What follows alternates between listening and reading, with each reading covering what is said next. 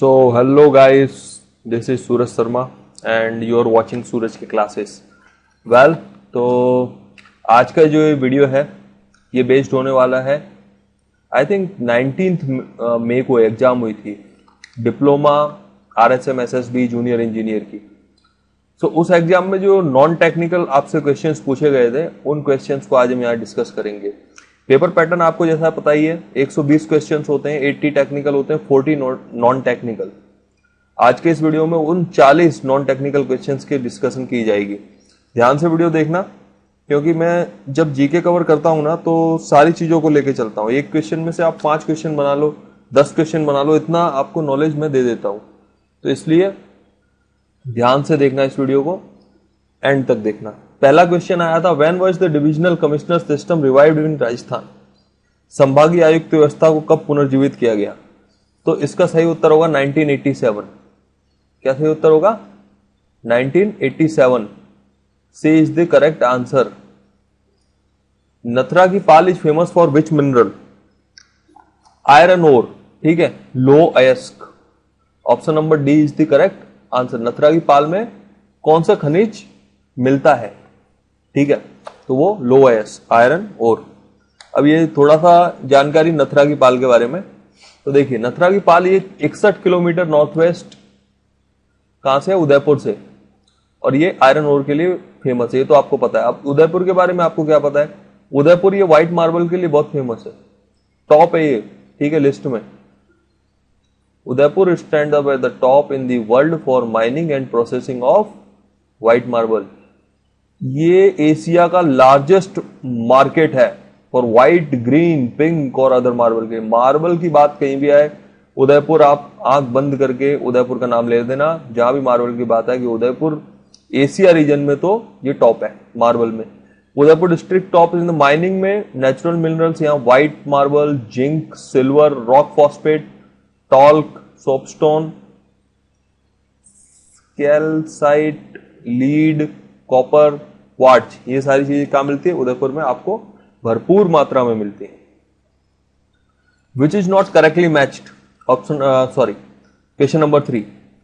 अब यहां पर देखिए, पेरिस ऑफ द ईस्ट, सबसे वन बाय वन डिस्कस करते हैं। City of hills, Dungarpur, correct. Gateway of Rajasthan, Bharatpur, correct. Textile city, Bhilwara, correct. अब ये पेरिस ऑफ द ईस्ट, ये क्या चीज है? Udaipur, not the correct answer. Paris of the East Pondicherry को कहा जाता है। Paris of the East Pondicherry को कहा जाता है फॉर इंडिया। अब बात है कि Paris of east Paris of India. अब पेरिस ऑफ इंडिया कौन सा है? बात आपसे पूछिए, पेरिस ऑफ इंडिया कौन सा है? तो पेरिस ऑफ इंडिया ये कौन सा है? जयपुर। जयपुर को हम क्या कहते हैं? Paris. As well as Jaipur is also the capital of Rajasthan. It's the capital of Rajasthan. Blue pottery के लिए बहुत फेमस है जयपुर, ठीक है, ब्लू पॉटरी के लिए बहुत फेमस है। नाहरगढ़ फोर्ट, आमेर फोर्ट, ये सारे जयपुर में हैं। इसी के साथ हवा महल जयपुर में है। Next question, the eastern boundary of the western sandy plain is mainly marked by. तो ये किससे मार्क किया जाता है? 50 सेंटीमीटर आइसो हाइट्स। अब आप सोच रहे होंगे आइसो हाइट क्या होता है, क्या है ये आइसो हाइट? सो मैं आपको बताऊंगा। आइसो हाइट दैट मीन्स की, okay, we don't have rough page, but यहां पर हम आपको डिस्कस करके बताएंगे। जैसे मान लिया ये कोई एक पर्टिकुलर रीजन है, इसमें डिफरेंट डिफरेंट अलग सब रीजन्स है, ठीक है, ये अलग अलग रीजन्स है। अब ये मान लिया रीजन ए और रीजन बी। अब अगर रीजन ए का जो एवरेज रेनफॉल है वो 50 सेंटीमीटर सपोज है, बी का भी 50 सेंटीमीटर है, तो इन दोनों को अलग करने वाली जो लाइन होगी ना वो कहलाएगी आइसो हाइट, ठीक है। सेम रेनफॉल वाली लाइन, सेम रेनफॉल वाले रीजन्स को अलग करती हुई लाइन को आइसो हाइट्स कहते हैं। द पीरियड ऑफ राज प्रस्थिति, द पीरियड ऑफ राज प्रस्थिति इज 1676 AD, ठीक है। राज प्रस्थिति का काल कौन सा है? 1676। अब ये राज प्रस्थिति क्या है, जरा उसके बारे में डिस्कशन। राज प्रस्थिति राजस्थान झील की पाल, ठीक है, 25 पाषाणों पर, बेसिकली ये काले पत्थरों पर लिखा गया है, ठीक है। संस्कृत में उत्कीर्ण यह प्रस्थिति 1676 में राजा राज सिंह द्वारा स्थापित कराई गई। इसके रचयिता रणछोड़ भट्ट तेलंग थे। ये याद रखेंगे आप, इसके रचयिता रणछोड़ भट्ट तेलंग थे। और किसने तैयार करवाई थी? महाराजा राज सिंह ने। ठीक है, और कहां पर? राजसमंद झील पर। कितने पाषाणों पर, कितने पत्थरों पर? 25। ये जो आप एक फोटोग्राफ यहां पर देख रहे हैं, दिस फोटोग्राफ इज राज प्रस्तुति। ये जो 25 में से कोई एक शिला है उसका फोटो है और इस पर संस्कृत में कुछ लिखा हुआ है। ठीक है, ये संस्कृत में लिखा हुआ है, यही राज प्रस्तुति कहलाता है। इस पर काफी सारे वर्णन होते थे उस समय की हिस्ट्री के बारे में, तो ये सारी चीजें इस पर लिखी जाती। Which one of the following mountain peak is not located in Sirohi district? Kamalnath. देखिए, देलवाड़ा सिरोही में है, सेर सिरोही में है, अचलगढ़ भी, पर कमलनाथ नहीं है सिरोही में। अब देखिए, अब मैं आपको पूरी लिस्ट यहां पर दिखा रहा हूं। इसमें अपने पास जितने भी माउंटेन पिक्स हैं, famous mountain peaks of Rajasthan, आप देख सकते हो। आप चाहें तो इस वीडियो को पॉज कर लीजिए और इसका स्क्रीनशॉट ले लीजिए, आपके रेफरेंस के लिए, रिवीजन के लिए बहुत इंपॉर्टेंट रहने वाला है। गुरु शिखर देखिए, शेर पिक, देलवाड़ा। ठीक है, अब देखिए कमलनाथ की बात आती है तो ये कहां पर है? उदयपुर में है। ये कहां पर है? उदयपुर में है। Which is not state tree of Rajasthan, sorry, which is the state tree of Rajasthan? Rajasthan का राज्य वृक्ष कौन सा है? ये तो बिल्कुल पता होना चाहिए। जल्दी जल्दी बताइए, जल्दी जल्दी बताइए क्या हो सकता है। तो option number A, option number A is the correct answer. Prosopis सिनेरिया, ये राजस्थान का राज वृक्ष है। ठीक है, राज वृक्ष है। इसके बारे में कुछ जानकारी, इसे हिंदी में खेजड़ी का वृक्ष भी कहते हैं। ये जो फोटो आप देख रहे हो ना, ये वृक्ष अगर आपको कहीं दिखता है तो आप समझ जाइएगा ये हमारे राजस्थान का राज्य वृक्ष है। ठीक है, खेजड़ी का वृक्ष जेठ के महीने में भी हरा रहता है। ऐसी गर्मी में जब रेगिस्तान में जानवरों के लिए धूप से बचने का कोई सहारा नहीं होता, तब ये पेड़ छाया देता है। ठीक है, खेजड़ी के वृक्ष को ही राजस्थान का राज्य वृक्ष माना गया है। ठीक है, अब देखिए इसके अलावा इसमें जो दूसरे वृक्ष है, प्रोसोपिस जूलीफ्लोरा, इसको क्या? बबलू झाड़ीदार छोटे आकार का वृक्ष, ये इसके बारे में बात की है। इसका मूल स्थान का मैक्सिको, दक्षिण अमेरिका, कैरेबियन है। ये एशिया, ऑस्ट्रेलिया और अन्य स्थानों पर अवंछित वृक्ष वीड के रूप में पाया जाता है। और इसमें क्या बताया? होहोबा, इसको जोजोबा भी बोलते हैं। ठीक है, इसमें होहोबा लिखा है। रेगिस्तानी पौधा, ये अंग्रेजी में इसको जोजोबा बोलते हैं, तथा वनस्पतिक नाम साइमंडिस चैने सिमिसे होहोबा के नाम से जाना जाता है। ठीक है, चाइनीज नाम है ये। इसे वनस्पतिक नाम है, वनस्पतिक नाम है इसका ये। तो ठीक है, ये कहां कहां पाया जाता है ये आप देख लीजिए। चाहे तो इसको भी आप स्क्रीनशॉट ले लेना और सारी चीजें अच्छे से पढ़ लेना। और ये लास्ट में रोहिड़ा, रोहिड़ा का वृक्ष। ठीक है, रोहिड़ा मतलब कि टेकोमेला उंडुलेटा, टेकोमेला उंडुलेटा। तो ये वृक्ष है ऑप्शन नंबर डी में जो अपना था। ठीक है, इसके बारे में जानकारी देख लीजिए। ये राजस्थान का राजकीय पुष्प है, माफ कीजिएगा, ये वृक्ष नहीं है, ये पुष्प है। इसे राजकीय पुष्प कहा गया है। ठीक है, और ये जो है ये भी वृक्ष नहीं, ये पौधा है। ठीक है, ये एक रेगिस्तानी पौधा है और ये राजकीय पुष्प है, रोहिणा। ठीक है, तो ये दो चीजें आप याद रखेंगे। एक तो खेजड़ी जो वृक्ष है, पेड़ होता है, जो राजस्थान का राजकीय पेड़ है, और ये रोहिणा या टेकोमेला उंडुलता, ये राजकीय पुष्प है। Rajasthan public service guarantee act 2011 कब से फोर्स में आई? तो ये 14 नवंबर 2011 से फोर्स में आई है। कब से आई है? 14 नवंबर 2011 से। Option number A is the correct answer. Which one of the following mineral mining area is not correctly matched? तो इसमें से कौन सा mineral mining area correctly matched नहीं है? तो देखिए इसमें रॉक फॉस्फेट सलादीपुरा, ये करेक्टली मैच्ड नहीं है। रॉक फॉस्फेट ये उदयपुर से, अच्छा मैं आपको दिखाई देता हूं। देखिए ये वन बाय वन सबका डिस्कशन कर लेते हैं। पहला तो गार्नेट राजमहल। तो गार्नेट ये होता क्या है? गार्नेट राजमहल में मिलता है, लेकिन गार्नेट ये उदयपुर, अजमेर, भीलवाड़ा, राजस्थान, टोंक डिस्ट्रिक्ट में मिलता है। ठीक है, और ये गार्नेट का इस्तेमाल ज्यादातर आप देखोगे तो अब्रेसिव, मतलब कहीं की सड़कें होती है जहाँ खुरदुरी नहीं होती है, तो खुरदुरी करने के लिए वहां यूज किया जाता है। इसके अलावा इन्हें गहनों में यूज किया जाता है, ज्वेलरीज। सेम वे ये जो है आपका एमराल्ड, एमराल्ड मीन्स पन्ना, ठीक है। ये भी आपका ज्वेलरीज में यूज किया जाता है। अब ये सोप स्टोन है, ये कहां कहां मिलता है ये भी देख लीजिए आप, ठीक है। सोप स्टोन का इस्तेमाल भी किचन, घर में डोमेस्टिक यूज किया जाता है, ठीक है। और ये जो है आपका रॉक फॉस्फेट, ये मैंने बताई दिया, 26 kilometre from Udaipur Aravalli range, जमात कोतरा यहां मिलता है। अच्छा, रॉक फॉस्फेट का क्या इस्तेमाल किया जाता है? 85% of the rock phosphate fertilizers में यूज किए जाते हैं, ठीक है, फर्टिलाइजर्स, खाद। और 15% जो बचते हैं आपके, वो आपके एनिमल फीड सप्लीमेंट्स में यूज किए जाते हैं। Next question, in which year Ajmer was established as capital of Kachhwaha dynasty by Kokil Dev? तो किस साल में कोकिल देव ने आमेर को कछवाड़ राजवंश कब बनाया? तो ये 1207 में। Option number C is the correct answer. Kokil Dev ji के बारे में थोड़ी सी जानकारी। 1207 में कोकिल देव ने आमेर की मीणाओं को हराकर आमेर को अपनी राजधानी बनाया और 1727 तक कछवाड़ वंश की यही राजधानी थी। कोकिल देव अम्बिकेश्वर मंदिर का निर्माण भी करवाया इन्होंने। 1727 में जो सवाई जयसिंह द्वितीय ने जयपुर बसाया तो कछवाड़ वंश की राजधानी जयपुर हुई, ठीक है, जयपुर 1727 में। अब ये भी इंपॉर्टेंट क्वेश्चन है। अभी हाल ही में जिन लोगों ने कंप्यूटर इंस्ट्रक्टर का एग्जाम दिया है तो उन्हें पता होगा जयपुर किस साल में जयपुर बसाया गया, वो एस्टेब्लिशमेंट का ईयर पूछा था, 1727, ठीक है। 520 साल तक कछवाड़ वंश की राजधानी आमेर थी। कोकिल देव ने बेराटो भेड़ को जीता है। पंचम देव कोकिल देव का पुत्र था जो पृथ्वीराज जी चौहान के तरीके का सामंत था और तराइन के दूसरे युद्ध में मारा गया। तराइन के 2 युद्ध हुए थे, अगर मैं सही हूं तो 1191, 1192, फर्स्ट एंड सेकेंड, ठीक है। फर्स्ट युद्ध तो पृथ्वीराज चौहान जी जीत गए थे और सेकंड युद्ध में गौरी से हार गए थे, धोखे से हार गए थे, ठीक है, धोखे से हार गए थे।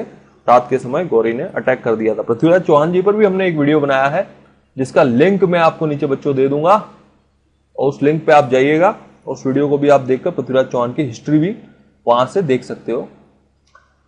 Which river of Rajasthan is called be headed river? तो बाणगंगा रिवर, बाणगंगा नदी को ही बी हेडेड रिवर, हिंदी में से कहें तो रूंड नदी कहा जाता है। अब बी हेडेड क्या होता है थोड़ी सी थियरी में बता देता हूं आपको।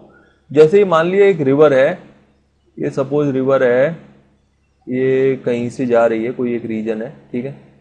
तो अब क्या होता है कि कोई भी रिवर जाती है तो वो मतलब जो सरफेस है उसको काटती जाती है। तो अब काफी बार क्या होता है कि वो सरफेस कटते कटते इतनी कट जाती है कि वहां से उसका रास्ता ही बंद हो जाता है, ठीक है, और वो अपना दूसरा रास्ता पकड़ लेती है। मतलब कि ये रिवर का अगर हेड है तो रिवर ने अगर रास्ता चेंज कर लिया तो ये क्या हो गई? बी हेडेड हो गई। मतलब कि बी हेडेड का मीनिंग ही होता है बिना सिर वाला, ठीक है, बिना सिर वाली कोई ऑब्जेक्ट या कोई नदी या कुछ भी, तो ये बी हेडेड हो गई, ठीक है। तो ये बाणगंगा रिवर है, वो इसलिए बी हेडेड उससे कहा जाता है क्योंकि उसमें रास्ता चेंज हुआ है। Who wrote the book entitled Rajput painting in 1916 में राजपूत पेंटिंग किसने लिखी? आनंद कुमार स्वामी, इन्होंने लिखी, ठीक है। देखिए अब थोड़ा सा मैं यहां पर आपको बता दूं, राजपूत पेंटिंग बुक इन्होंने लिखी है और इसका पब्लिशर जो है वो ऑक्सफोर्ड यूनिवर्सिटी लंदन में पहली बार पब्लिश हुई, ये पब्लिशर थे। और इंडिया में इसे पब्लिशिंग बीआर पब्लिशिंग कॉर्पोरेशन ने दी। ये बुक किसके बारे में है? Account of Hindu paintings of Rajasthan and Punjab Himalayas from the 16th of century, ठीक है। 16 से 19वीं सेंचुरी में राजस्थान और पंजाब के हिमालयास की पेंटिंग्स के बारे में, ठीक है। तो ये कुछ बुक का कवर पेज मैं आपको यहां पर देख सकते हो आप, कुछ इस तरह का कवर पेज है और इस तरह की कुछ बुक है। इसमें थोड़ा इतिहास के बारे में बताया गया है, बेसिकली राजस्थान और पंजाब के पेंटिंग्स के जरिए। When was the revenue board established in Rajasthan? तो ये 1949 में रेवेन्यू बोर्ड एस्टैब्लिश हुआ राजस्थान में। अच्छा, रेवेन्यू बोर्ड एस्टैब्लिश तो हो गया, इसका हेडक्वार्टर किधर है? ये हेडक्वार्टर है अजमेर में। 12 अगस्त 1949 में एस्टैब्लिश हुआ है, ठीक है। इसके 20 मेंबर हैं, ठीक है। इसका हेडक्वार्टर अजमेर में है। Who is credited with bringing fame to the Bahrupiya art. बहरूपिया कला को प्रसिद्धि दिलाने का श्रेय किसे जाता है? तो ये जानकीलाल भांड जी जो राजस्थान के हैं, उन्हें बहरूपिया आर्ट को। अब मैं नेक्स्ट स्लाइड में आपको इनका फोटो बताता हूं। ये है जानकीलाल भांड जी, ठीक है, और इन्होंने बहरूपिया आर्ट को प्रसिद्धि दिलाई है, विश्व प्रसिद्ध किया है इसे। ये इनकी एक फोटो जिसमें ये आर्ट की तैयारी कर रहे हैं, जिसमें जैसे कि देख सकते हैं ये एक फीमेल के कैरेक्टर में है। देखिए, जानकीलाल भांड बहरूपिया भी राजस्थान में प्रसिद्ध है और उनके अंतरराष्ट्रीय स्तर तक इस कला को पहुंचाया है। दिल्ली में आयोजित भारत का अपना उत्सव, लंदन में आयोजित international festival of street music में राजस्थान का प्रतिनिधित्व भी किया है। उनके स्वांग का प्रदर्शन और मनोरंजन किया और उनके फकीर के वेश में पहुंचे तो वहां सुरक्षाकर्मी एक इंसिडेंट हुआ था। ठीक है, next question. Akal wood fossil park is located at Jaisalmer. Akal wood fossil park ये कहां है? जैसलमेर में है। अब ये Akal wood fossil park, wood fossil park क्या होता है? अगर आप कभी विजिट करेंगे अकलवुड फॉसिल पार्क जैसलमेर का, तो आपको सबसे पहली चीज जो मिलेगी वहां पे एंट्री गेट पे, तो वो ये होगी, और इस पे कुछ लिखा हुआ है। क्या लिखा हुआ यहां ही आप देख सकते हो, वहां जाने की भी जरूरत नहीं है आपको। तो यहां पर ही देख लीजिए क्या लिखा हुआ है। ये इसमें वुड फॉसिलिंग प्रोसेस क्या होती है उसकी पूरी प्रोसेस डिस्क्राइब की हुई है। देखियो, when a tree is quickly buried by sediment deposition and protected from the decay in the absence of oxygen and microorganism, then groundwater rich in dissolved solids flows through the plant celling, replacing the original plant cell material with silica, calcite, pyrite and other inorganic material. This process is called petrification and the result of fossil of the original woody material. तो ये तो process है, लेकिन इसके बाद भी एक और इंटरेस्टिंग चीज है, वो मैं आपको बाद में बताऊंगा। देखिए, प्रोसेस ये क्या बता रहे हैं कि जब क्या होता है कि कोई अकालवश या कोई ऐसी कंडीशन आ गई जब पेड़ हमारे टूट के जमीन पे गिर गए और वो दबते चले गए, सदियों तक दबते चले गए। अब जमीन के अंदर ऑक्सीजन नहीं है, ऑक्सीजन ना होने की वजह से ये जमीन के जो सॉलिड्स हैं, जो भी जमीन के अंदर मिनरल है, उनके साथ ये घुल मिल जाते हैं। वो उनको ओवरलैपिंग के बाद क्या होगा, वो जो वुड होती है, वुड वो एक्चुअल में पत्थर में कन्वर्ट हो जाती है। ठीक है, और जो वुड पत्थर में कन्वर्ट होती है उसी प्रोसेस को पेट्रिफिकेशन कहते हैं। ठीक है, आप समझ गए होंगे क्या चीज है, ये पेट्रिफिकेशन प्रोसेस है। तो अब हमारे जो साइंटिस्ट हैं, जो आर्कियोलॉजिकलिस्ट हैं, तो उन्होंने ये फाइंड आउट किया कि ये इस जगह पर कुछ ऐसे पत्थर मिले जो पता लग रहा है कि वुड में से कन्वर्ट होके आए हैं। ठीक है, अब आपको इंटरेस्टिंग चीज मैं बताता हूं कि the fossilisation took place about 180 million year ago. भाई साहब, 180 मिलियन ईयर्स अगो, समझ रहे हो आप बात को? 180 मिलियन ईयर्स अगो मींस आप जानते हो 1 मिलियन का मतलब होता है 10 lakhs, 10 मिलियन का मतलब होता है 1 crore, if I am not wrong. ठीक है, तो 180 मिलियन कितना हो गया? 18 करोड़। मतलब कि इस जमीन पर जो पत्थर मिले हैं, ठीक है, जो पेट्रिफिकेशन से जो कन्वर्ट हुए हैं, जो भी पत्थर यहां पर इस जगह में मिलेंगे आपको, वो क्या है? 18 करोड़ साल पहले के जो वृक्ष रहे होंगे, वुड रही होंगी, और उनको वो जो कन्वर्ट हो गया पत्थर बन गए, वो आपको यहां देखने को मिलेंगे। How interesting. मतलब धरती पर कितने साल पहले वृक्ष थे, मे बी ह्यूमन ना हो लेकिन वृक्ष उस टाइम पर थे, ये उसका सबूत है। ठीक है, और भी बहुत सारी चीजें यहां पर मेंशन है, आप आराम से इसका स्क्रीनशॉट लेके आराम से इसे पॉज करके भी आप पढ़ सकते हो। हम तब तक बढ़ते हैं नेक्स्ट क्वेश्चन पे। Folk dramatist Nanuram is considered to be the main founder of which Khayal? Nanuram ये शेखावटी ख्याल के मेन फाउंडर माने जाते हैं। अब ये डिफरेंट ख्याल के बारे में कुछ जानकारी में, पहले तो शेखावटी ख्याल, काव्य, अभिनय, संगीत, नृत्य संबंधी तत्वों की समानता भी मिलती है। ठीक है, तो इसमें काव्य, अभिनय, संगीत सब कुछ होता है, खुले मंच पर प्रयोग होता है। इसमें ज्यादातर क्या पुरुष ही स्त्री का रोल करते हैं। ठीक है, शेखावटी ख्याल के बारे में तो हमने आपको बता दिया। नानूराम जी जो है ये दलिया राणा, ठीक है, ये नानूराम की शिष्य हैं। ठीक है, तो देखिए और आहलदेव आदि ख्यालों के रचनाकार श्री नानूराम जी रहे। तो ये इसी वजह से नानूराम जी को शेखावटी ख्याल के लिए जाना जाता है। अब देखिए कुचामनी ख्याल, इसमें लोकगीत सर्वाधिक हैं। लच्छीराम प्रमुख कलाकार थे या पुरुष प्रधान ख्याल है, अभिनव सिर्फ पुरुष ही करते हैं। जयपुरी ख्याल रसीली तलोबन, कान गुजरी, जोगी जोगन, मियाँ बीवी आदि जयपुरी ख्याल है। तुर्रा कलंगी ख्याल, अब ये इंपॉर्टेंट है, देखिए शिव भक्ति से संबंधित है। तुर्रा मतलब कि शिव जी और कलंगी मतलब पार्वती जी। मेवाड़ क्षेत्र में प्रचलित सोनी जयदयाल का संबंध इसी ख्याल से। इनका नाम याद रखिएगा आप, जयदयाल, ठीक है। यहां देखिए लच्छीराम, ये नाम याद रखिए, काफी इंपॉर्टेंट क्वेश्चंस हैं। पहले भी पूछा गया था शायद इस पर से क्वेश्चन, काफी सारी एग्जाम्स में पूछ लिया जाता है, ठीक है। अब ठीक है, इनके रचनाकार भी याद रखिए, शाह अली और तुकनगीर नाम के दो मुस्लिम पीरों ने की थी।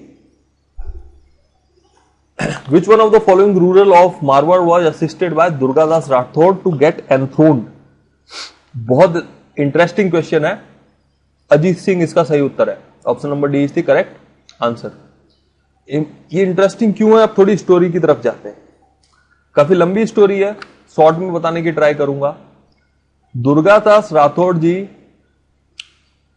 ठीक है, वो ये चाहते थे कि अजीत सिंह जो हैं गद्दी पर बैठे। उस समय जो सेंटर में गवर्नमेंट थी वो औरंगजेब की थी। इसकी थी औरंगजेब की थी। औरंगजेब नहीं चाहता था कि अजीत सिंह जी बैठे, ठीक है। पूरी कहानी है, विस्तार से आप देखिए। और यही पूरी स्टोरी है इस पूरी दुर्गादास राठौड़ जी की, तो उन्होंने किस तरह से स्ट्रगल किया है और अल्टीमेटली उन्होंने किस तरह से विन किया है, अजीत सिंह जी को गद्दी पर बैठाया है। क्या पॉलिटिक्स की है, क्या कूटनीति खेली है, वो सारी चीजें देखिए इस पैराग्राफ में मिलेगी आपको। काफी इंटरेस्टिंग है, काफी लंबी स्टोरी है, अच्छी स्टोरी है। आप इसे आराम से पॉज करके पढ़िएगा। तो हम बढ़ते हैं नेक्स्ट क्वेश्चन पे। Crescent shaped sand dunes are known as barkhan. Barkhan के रूप में इसे जाना जाता है। अब देखिए क्रेसेंट सैंड मतलब कि अर्धचंद्राकार। क्रेसेंट का मतलब क्या होता है, अर्धचंद्राकार। ये जो सैंड ड्यून्स है, आप इसका शेप देखिए, अर्धचंद्राकार लग रहा है। ये देखिए अर्धचंद्राकार है, इसे क्या कहते हैं, barchan.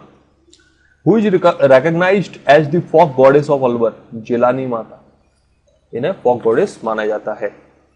Question number 20, where is the first biological park established in Rajasthan. तो ये कहां पर एस्टेब्लिश हुआ फर्स्ट बायोलॉजिकल पार्क, ये सज्जनगढ़ उदयपुर में एस्टेब्लिश हुआ है। Option number D is the correct answer. इसके बारे में थोड़ी सी जानकारी देखिए। सज्जनगढ़ जैविक उद्यान उदयपुर शहर का प्रमुख पर्यटन स्थल है, जो सज्जनगढ़ मॉनसून पैलेस से तलहटी में बसा है। सज्जनगढ़ जैविक उद्यान समुद्र तल से लगभग 3097 फीट की ऊंचाई पर स्थित है। इस पार्क के अंदर आपको एक कृत्रिम झील भी देखने को मिलेगी। इस पार्क में जियान झील नाम से प्रसिद्ध है। सज्जनगढ़ जैविक उद्यान उदयपुर के साथ साथ देश के अन्य क्षेत्रों में भी मशहूर है। उदयपुर आने वाले पर्यटकों को सज्जनगढ़ जैविक आना नहीं भूलते, एक्सेट्रा एक्सेट्रा, जो आप इसमें पढ़ लेना, ठीक है। अब बढ़ते हैं नेक्स्ट क्वेश्चन पे। Which princely state of Rajasthan provides protection to blue poetry. आपको ध्यान होगा इसी वीडियो में बीच में ही मैंने कुछ एक लाइन कही थी कि ब्लू पोएट्री के लिए भी कौन सा शहर जाना जाता है, Jaipur. Option number D is the correct answer. ये होती है ब्लू पोएट्री, मतलब ब्लू कलर की नक्काशी के साथ या ब्लू कलर में बर्तनों पे ये इस तरह की नक्काशी काफी खूबसूरत लगती है। और भी बहुत सारे पैटर्न्स हैं, बहुत सारे बर्तन हैं इस तरह के। तो आप अगर इसे लाइक करते हो, जयपुर आके आप इस तरह के बर्तनों को अपने घर की सजावट के लिए ले जा सकते हो। इन विच लैंग्वेज द वंश भास्कर वॉज रिटन।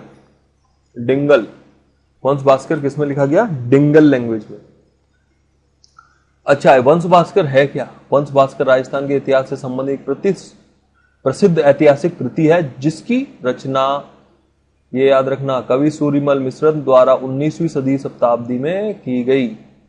और ये बूंदी के हाड़ा शासक महाराव राम सिंह के दरबारी कवि थे।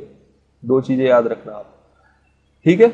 इसे पिंगल काव्य ग्रंथ बूंदी राज्य का विस्तृत ऐतिहासिक एवं उत्तर भारत, इसे पिंगल काव्य ग्रंथ में, ठीक है, बूंदी राज्य के विस्तृत ऐतिहासिक उत्तरी भारत का इतिहास तथा राजस्थान में मराठा विरोधी भावना का उल्लेख इसमें किया गया। तो ये सारी चीजें इसके अंदर है।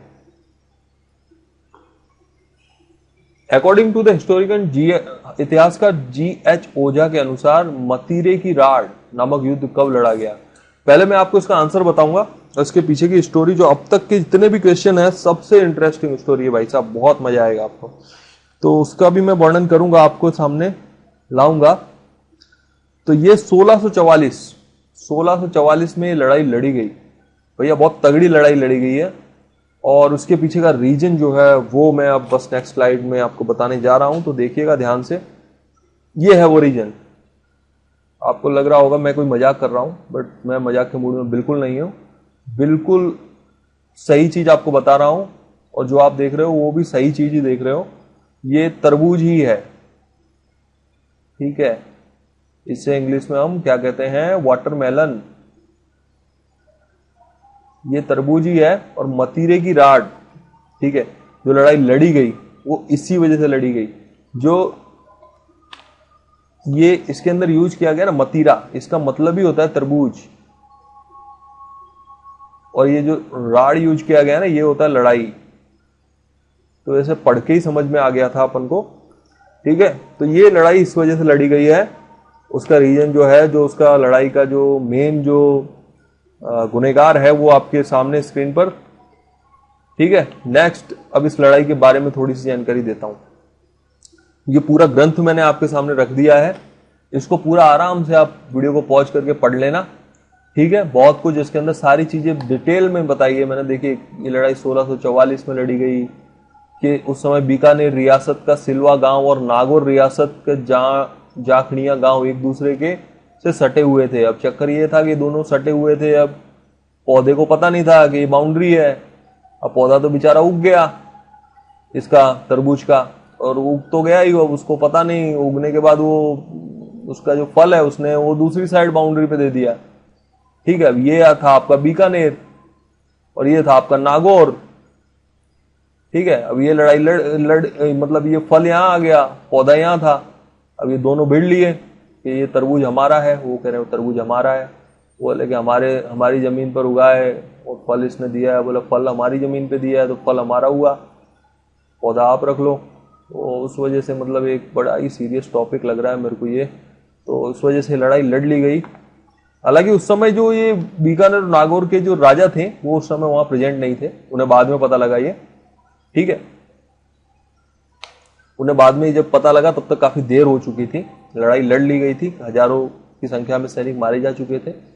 और देखिए दोनों राजाओं ने मुगल साम्राज्य की, देखो यहाँ पर बीकानेर के शासक उसमें राजा करण सिंह एक अभियान पर गए हुए थे और नागौर के शासक राव अमर सिंह मुगल साम्राज्य की सेवा में थे, ठीक है। तो ये दोनों राजा छुट्टी पे थे और उस चक्कर में क्या हुआ कि ये लड़ाई हो गई वहां उनके पीछे, ठीक है। चलिए नेक्स्ट क्वेश्चन पे बढ़ते हैं। The famous Hindu temple of Keshavrai at Keshavrai Patan in Rajasthan is dedicated to. ये लॉर्ड विष्णु जी को डेडिकेटेड टेम्पल है। Option number D is the correct answer. ये है वो टेम्पल केशवराय पाटन, लिखा ही यहाँ देखिए पदार्थ सा। तो कभी अगर आपके पास समय हो तो जरूर इसका विजिट कीजिए।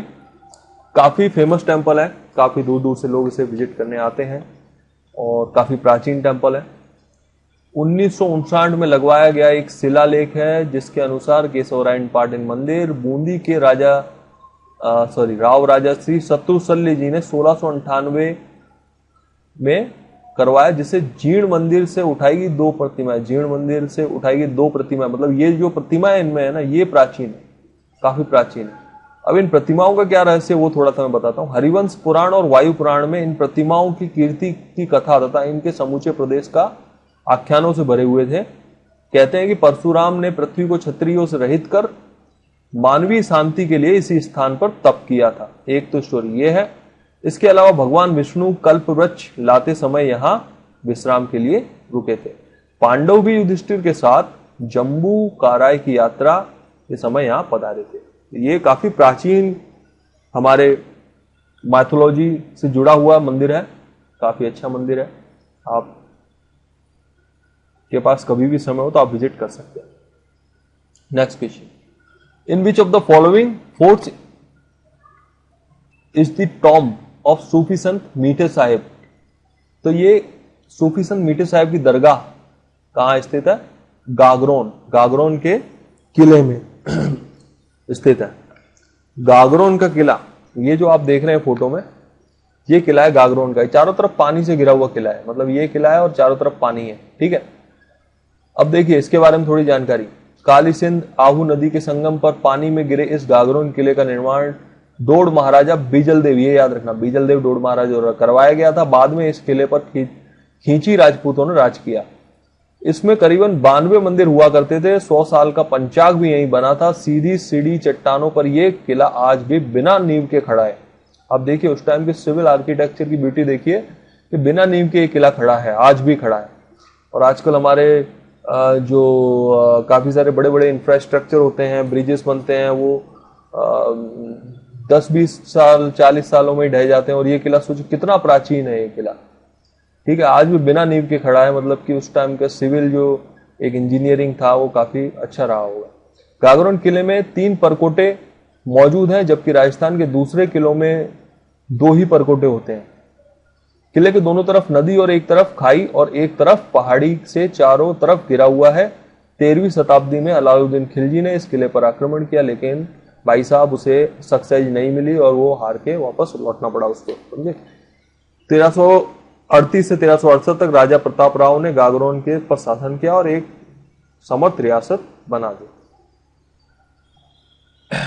ऑक्सीजन पार्क कहां डेवलप हो रहा है, कहां विकसित किया जा रहा है? तो कोटा में विकसित किया जा रहा है। Option number A is the correct answer. थोड़ा सा ऑक्सीजन पार्क के बारे में समझते हैं। वैसे ये पार्क में भी हो सकता है दिसंबर 2022 के एंड तक ओपन हो जाए, जैसे काम काफी जोर शोरों से चल रहा है। थोड़ी सी जानकारी इस पार्क के बारे में। 80 से 100 करोड़ की लागत में एक पार्क बनाया जा रहा है। 71 एकड़ की जमीन में तैयार की जा रहा है, जिसमें 72% एरिया में सिर्फ पेड़ होंगे। 16% एरिया में पानी की संरचना में होगी, मतलब कि वहां पर कैनल वैनल होगी। 12% एरिया में ही सिर्फ डेवलपमेंट होगा। और इस डेवलपमेंट में आप देखिए क्या क्या होगा। उल्टा पिरामिड है, ग्लोबल स्टैचू, पिघलता हुआ लावा, कार्नाइट सर्कल, ट्रीमैन सर्कल, ज्ञान सर्कल, ये सारे सर्कल्स होंगे। काफी एक अच्छा प्लेस होगा। आप सोचिए कि 72% एरिया में और 71 एकड़ की जमीन है, उसमें 72% एरिया में सिर्फ पेड़ लगाए जा रहे हैं। तो 71 का अगर आप 71% निकालें, ठीक है, आप सोचिए 71 का 71% निकालिए कितना होता है। आई थिंक 50 एकड़ जमीन पर सिर्फ पेड़ होंगे, तो 50 एकड़ जमीन पे पेड़ लगाना और फिर उससे जो ऑक्सीजन का प्रोडक्शन होगा वो इतना हैवी होगा कि 4 किलोमीटर तक का तापमान में कमी रहेगी। इस पार्क के 4 किलोमीटर तक के एरिया के जो टेम्परेचर है वो लो रहेगा टेम्परेचर। मतलब इतना भव्य बनाया जा रहा है, इतना शानदार बनाया जा रहा है इसे, ठीक है। 8 किलोमीटर तक इसकी ऑक्सीजन का असर भी रहेगा। आप सोचिए, बहुत बढ़िया बात है। और आई होप कि दूसरे स्टेट्स हैं, दूसरी सिटीज हैं, वहां भी कुछ इस तरह के इनिशिएटिव्स लिए जाएं, क्योंकि जिस तरह से ग्रीन हाउस एनर्जी इफेक्ट एक बहुत बड़ा इश्यू बनता जा रहा है पूरे वर्ल्ड के लिए ही। सो इस तरह के इनिशिएटिव्स लिए जाने चाहिए, इस तरह के डेवलपमेंट्स होने चाहिए। Which ruler is called as Hindupat in the history of Rajasthan? Maharana Sanga, one and only Hindupat कहा जाता है इन्हें हिस्ट्री ऑफ राजस्थान। क्यों कहा जाता है? क्योंकि ये चाहते थे कि अपने देश भारत के जो रूलिंग है, रूलिंग या फिर आप कह लो कि भारत पर हिंदुत्व का राज हो, भारत हिंदुत्व के राज में हो। तो महाराणा सांगा जी, इनका पूरा नाम महाराणा संग्राम सिंह था। जन्म 12 अप्रैल 1482, शासनकाल 1509 से 1528, ठीक है। जन्म स्थान चित्तौड़गढ़। इनकी पत्नी रानी कर्णावती, पिता का नाम महाराणा रायमल। मृत्यु उनकी 30 जनवरी 1528 कालपी में हुई। इनके शरीर पर 80 घाव थे। कितने थे? 80 घाव थे, फिर भी ये लड़ते रहे। इतने महान योद्धा थे ये। 27 वर्ष की आयु में उनके पिता रायमल की मृत्यु के बाद उन्हें राजगद्दी पर बैठा गया। हालांकि उनके भाई के साथ दो भाइयों के साथ, पृथ्वीराज और जयमल के साथ बहुत लंबा संघर्ष चला, अतः राणा सांगा की जीत हुई और वो राजगद्दी पर बैठे। इनके दो युद्ध हैं जो मैं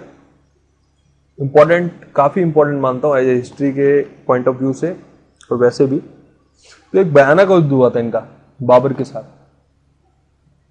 जो कि ये जीत गए थे। ये युद्ध हुआ था आपका 21 फरवरी 1527 को, और फिर खानवा का युद्ध हुआ जो 16 मार्च, और वो युद्ध ये हार गए थे। हालांकि उस युद्ध में, खानवा में 2 लाख की सेना लगभग मुगल की थी और 2 लाख की महाराणा सांगा की थी।